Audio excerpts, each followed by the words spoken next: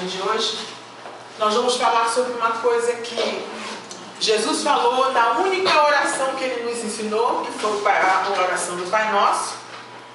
E é um assunto que diz respeito a todos nós, porque todos nós somos tentados.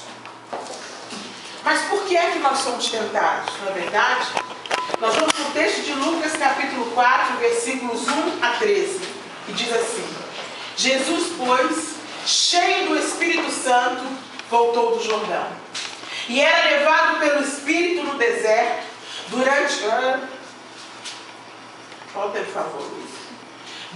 40 dias, sendo tentado pelo diabo.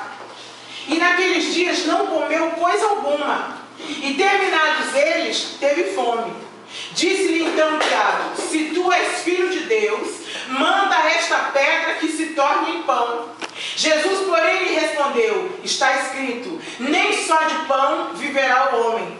Então o diabo, levando-o a um lugar elevado, mostrou-lhe num relance todos os reinos do mundo, e disse-lhe: dar-te-ei toda a autoridade e glória destes reinos, porque me foi entregue, e a dou a quem eu quiser. Se tu me adorares, será toda tua. Respondeu-lhe Jesus: está escrito, ao Senhor teu Deus adorarás, e só a Ele servirás. Então o levou a Jerusalém e o colocou sobre o pináculo do templo e lhe disse: se tu és o Filho de Deus, lança-te daqui abaixo, porque está escrito, aos seus anjos ordenará a teu respeito que te guardem, e eles te sustentarão nas mãos, para que nunca tropeces em alguma pedra. Respondeu-lhe Jesus: dito está, não tentarás o Senhor teu Deus. Assim, tendo o diabo acabado toda a sorte de tentação, retirou-se dele até a ocasião oportuna. Eu vou orar. Essa é a tua palavra, Senhor, e nós queremos entendê-la no dia de hoje, Pai. Abre o nosso entendimento, abre a nossa compreensão, traduz a tua palavra aos nossos corações, Senhor. Senhor, nós queremos sair da multidão e nós queremos estar entre os teus discípulos para aprender de ti. Amém. Nós vemos um texto muito conhecido e repetido até mesmo no meio secular. Ele se refere à tentação de Jesus pelo diabo. Acredita-se que Jesus foi tentado num monte próximo a Jericó. Jesus foi tentado para saber como eu e você nos sentimos. Porque muitas vezes e todos os dias nós somos tentados a fazer alguma coisa que geralmente, em sã consciência, nós não faríamos. Nós somos tentados, é verdade, mas por que é que nós somos tentados? O tiozinho aí, né? Em dúvida, um sussurra de um lado, o outro sussurra do outro, e o tiozinho assim, sem saber. Em primeiro lugar, nós somos tentados porque somos seres ambíguos e conflituosos. Na verdade, nós temos uma divisão, uma dicotomia dentro de nós. Há uma luta íntima dentro de nós, e o apóstolo Paulo disse isso. Ele disse que há uma natureza, uma lei de contradição interior. Existem forças interiores lutando contra a minha vontade de me consagrar a Deus, que querem me derrubar, está dentro de mim. E Paulo disse: quem me livrará do corpo dessa morte? Ele nos faz entender isso através de um princípio da época. Quando um homem matava alguém, ou seja, quando se tornava homicida e a vítima era um cidadão romano, o juiz poderia decretar uma pena que consistia em amarrar o corpo do defunto ao corpo do seu algoz. Os estudantes de direito e os formados em direito aqui presentes, vocês imaginem, não é? Um juiz decretar uma pena, você amarra o corpo do defunto, já pensou, menina? E você sai arrastando, era assim a pena. Se você matasse um cidadão romano, pegava de unha para a cadeia, não. Ficava livrezinho, para circular onde quisesse. Mas amarrava o defunto em você. Você já imaginou, a cada dia aquilo ia se decompondo, e ele amarrado em você. Ele então era amarrado ao corpo do assassino até que o corpo estivesse totalmente decomposto e você ficasse andando com aquela caveirinha. bonitinha, né? Eu fico imaginando a cena, mas isso é real. É isso que os historiadores, você pode ir procurar, né, nos livros de história da época, de direito da época, e você vai encontrar. Assim como quando você devia, a lei de falência, sabe como era naquela época? E eu dei muita aula sobre isso.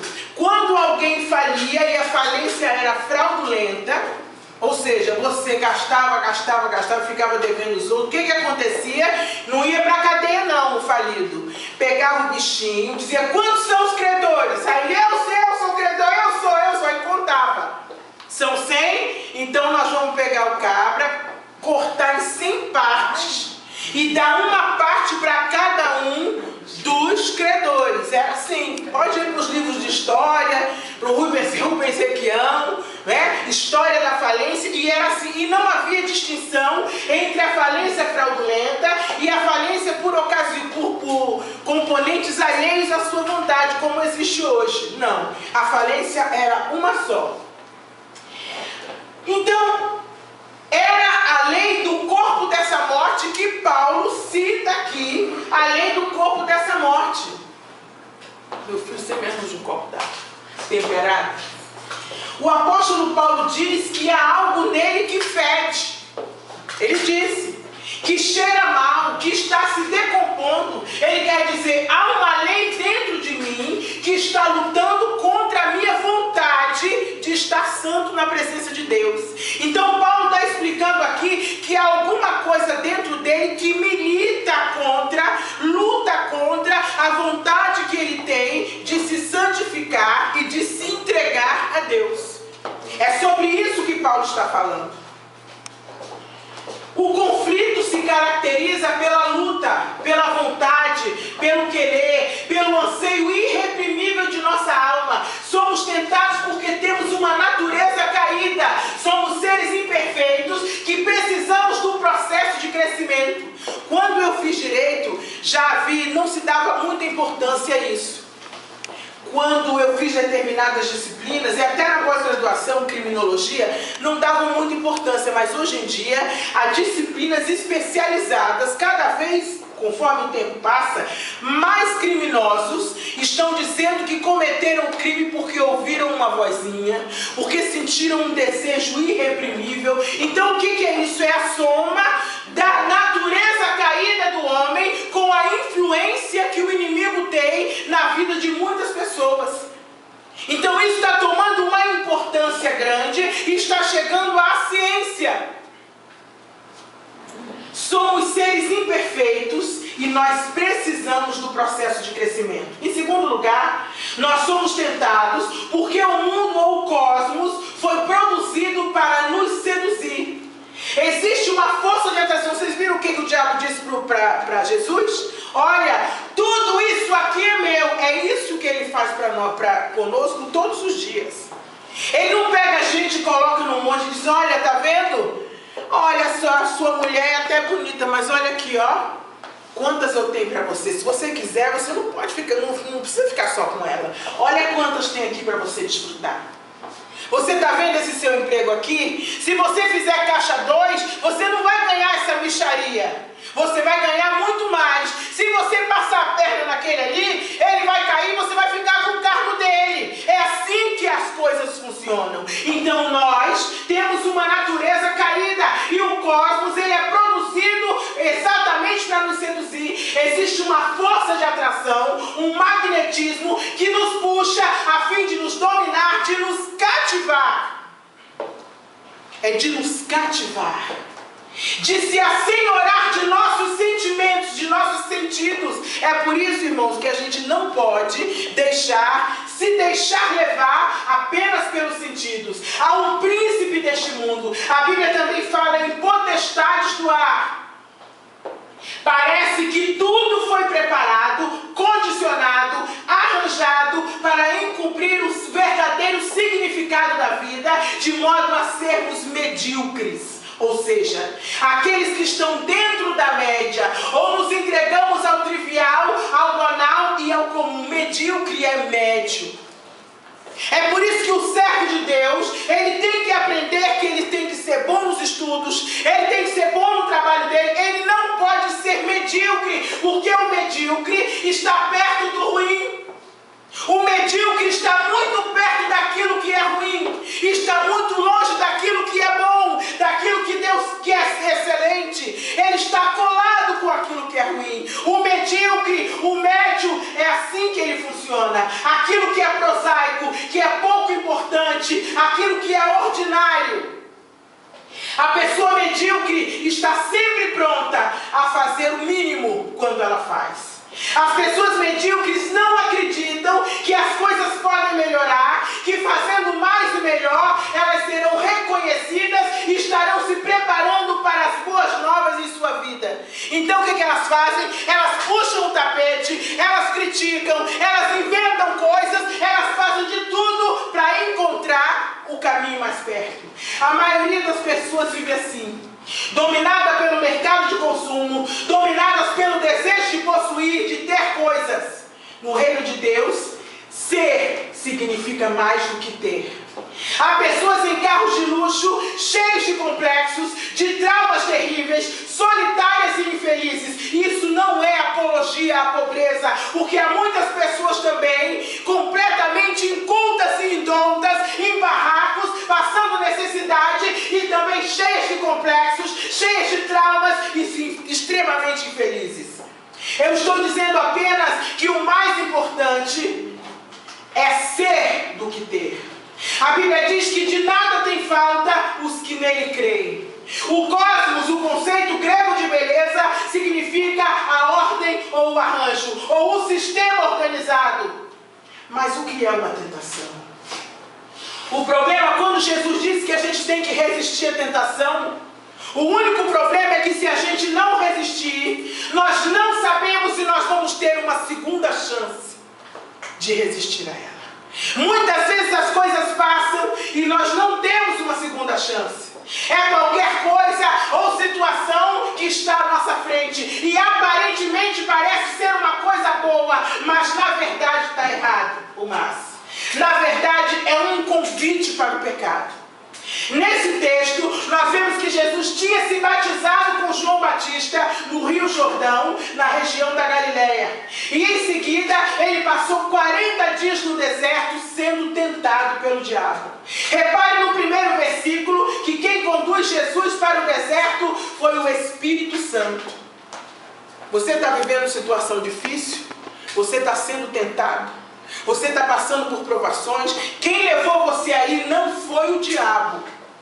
Quem levou você a esse lugar foi o Espírito de Deus. Para quê? Para você ser derrotado?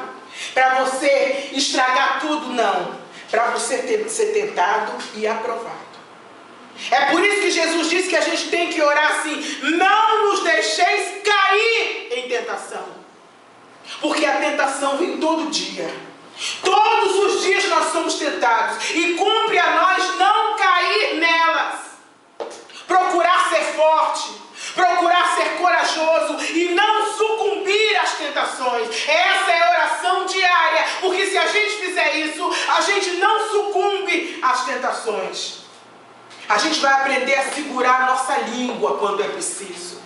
Porque a Bíblia diz que o homem que sabe dominar sua língua, ele é maior do que o general de um exército. Muitas vezes é preciso que a gente aprenda. Ore antes. Clame a Deus. Tentação não é só trair a mulher, a noiva, a namorada, não. Tentação é você não se comportar como deve. Tudo isso cair em tentação. É tudo junto. Na realidade, Deus não tenta ninguém. O que acontece é que às vezes Ele nos permite passar por tentações para que nós possamos aprender. A tentação não é para você sucumbir. A tentação não é para você ficar jogado na lama lá embaixo. Não, é para você aprender a lidar com ela e vencer. Não vamos confundir provações com tentações.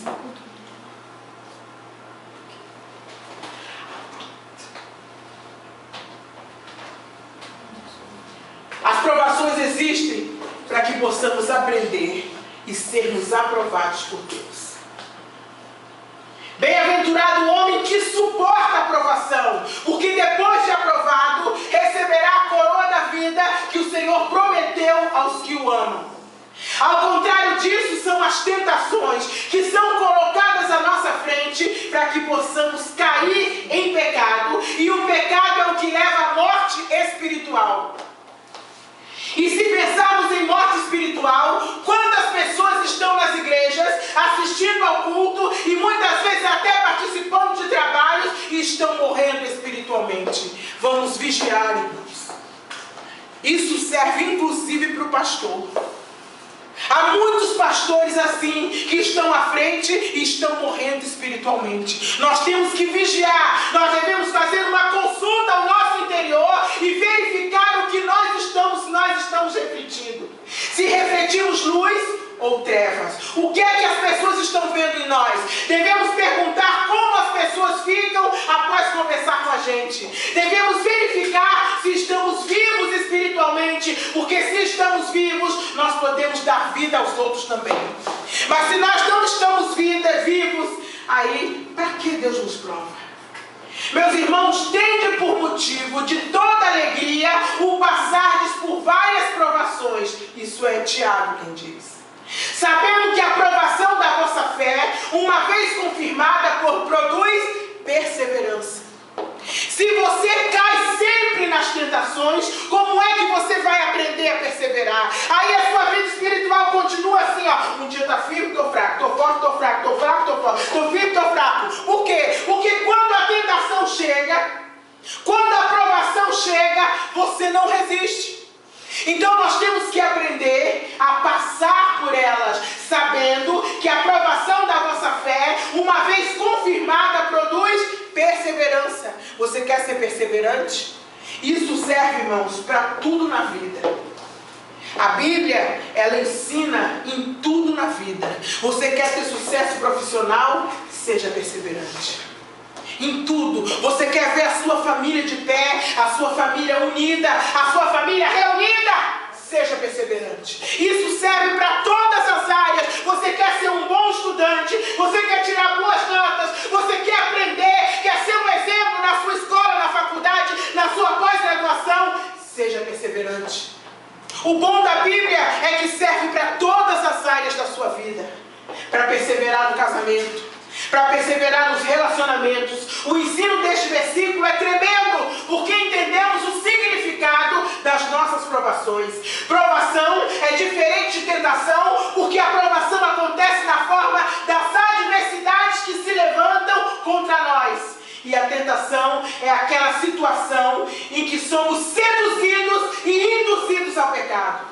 A tentação não leva a nada, mas a provação, quando vencida, essa sim, ela produz a perseverança. Ela promove o nosso crescimento humano e espiritual e nos aproxima mais de Deus. A tentação por si só, ela não leva a nada.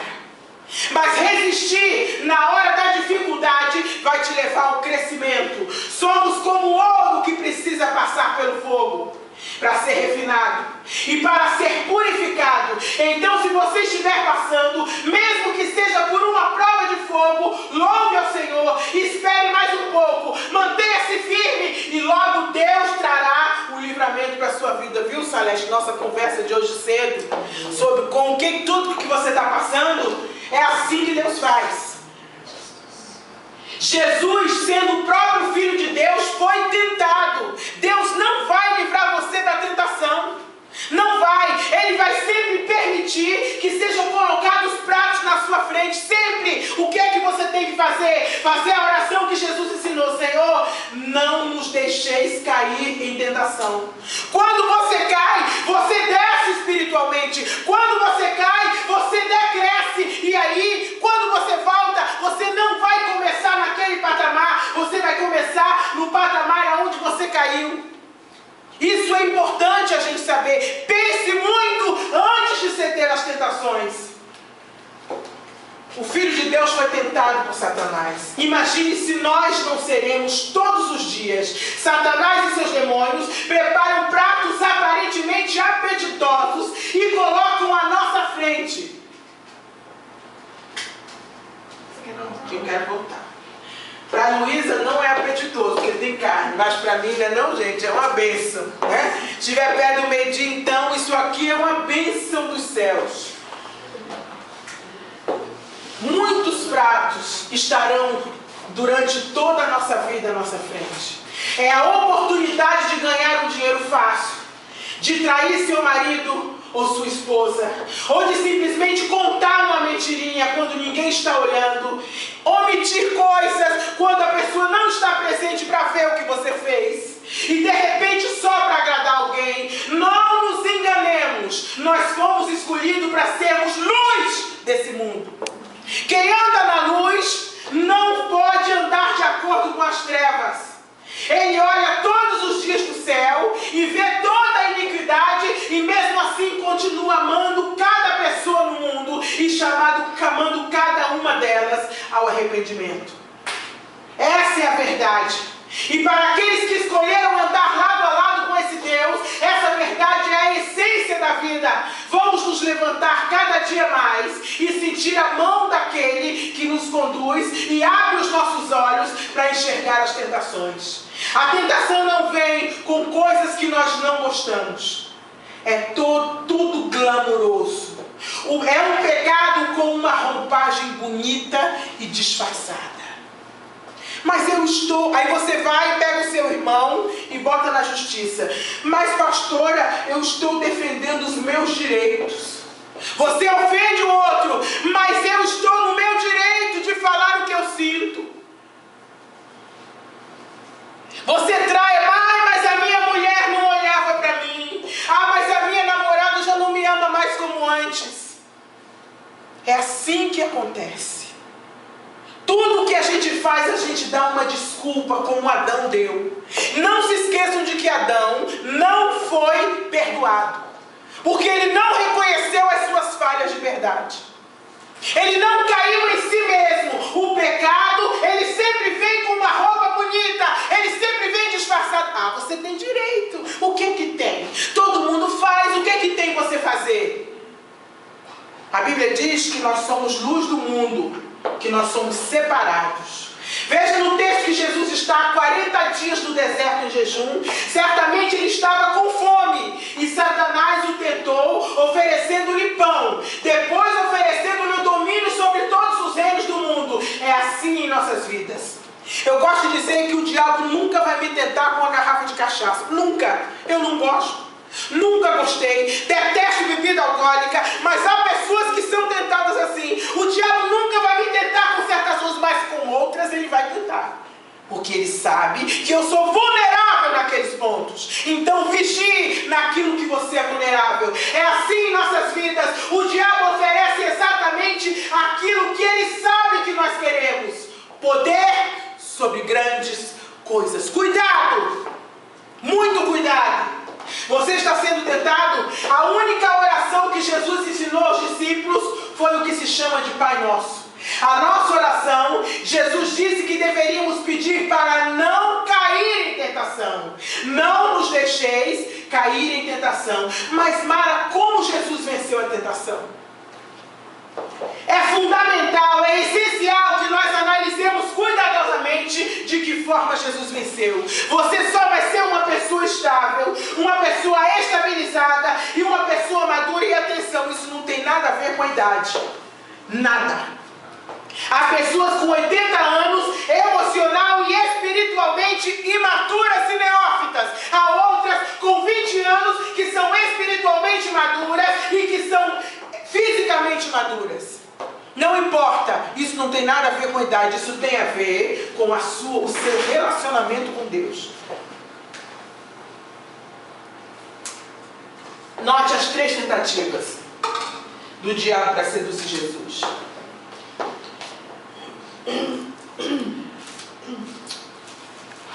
Primeira tentação, a afirmação do diabo: se tu és o Filho de Deus, manda que essas pedras se transformem em pão. Não brinque com as coisas de Deus. Não diga, eu vou ali, depois eu volto. Não brinque, porque você não volta mais. Não brinque com isso. Eu vou trair hoje e amanhã eu me conserto. Eu vou sair hoje e amanhã eu volto. Não brinque, porque o diabo não está brincando com você. Você não sabe se você vai ter uma outra oportunidade amanhã vai ser recolhido ainda na sua juventude. Não brinque com fogo. Manda que essas pedras se transformem em pães.